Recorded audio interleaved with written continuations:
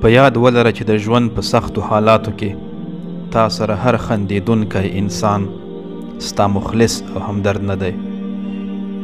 له استثنا پرته ډیری یې رهګذر او د مطلب اړیکې وي.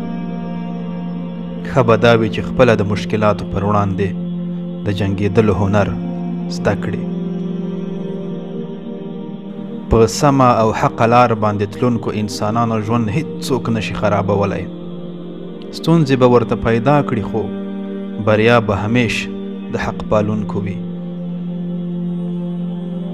په یاد ولره چې د دنیا ژوند د امتحانونو کور دی. دلته خلکو د سکون او مادیاتو په لټه کې خپل ټول ژوند نارامه کړی دی. د الله او د هغه د رسول د اطاعت پرته په بل هیڅ شي کې ارامتیا نشته. په یاد ولره چې الله تعالی د هر چیرته په هر حالت کې ویني او همیش د ساتونکی دی. مطیع، فرمانبردار او صالح بنده اوسه، ځکه الله تعالی غافل بندگان یوازې پرېږدي او هیروي. په یاد ولره چې انسانان له ګناه او خطاو نه خالي نه دي او که بې عیبه دوست لټوي یوازې پاتې کېږي.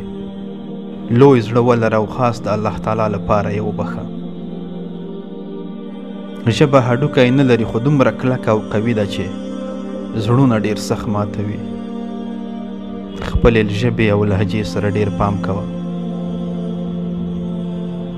کله کله ځینې کسان درنه بې دلیله لاس واخلي او یوازې دې پرېږدي. ډېر مه پسې خفه کېږه. جدایي هغه وخت شاید ستا ته سخته تمامه شي خو یو وخت بیا پوه شي چې د الله تعالی هیڅ کار بې حکمته نه و. ژوند لنډ نه دی. مشکل دا دی چې موږ ژوند ډېر وروسته شروع کوو. ژوند بدرنګه هم نه دی.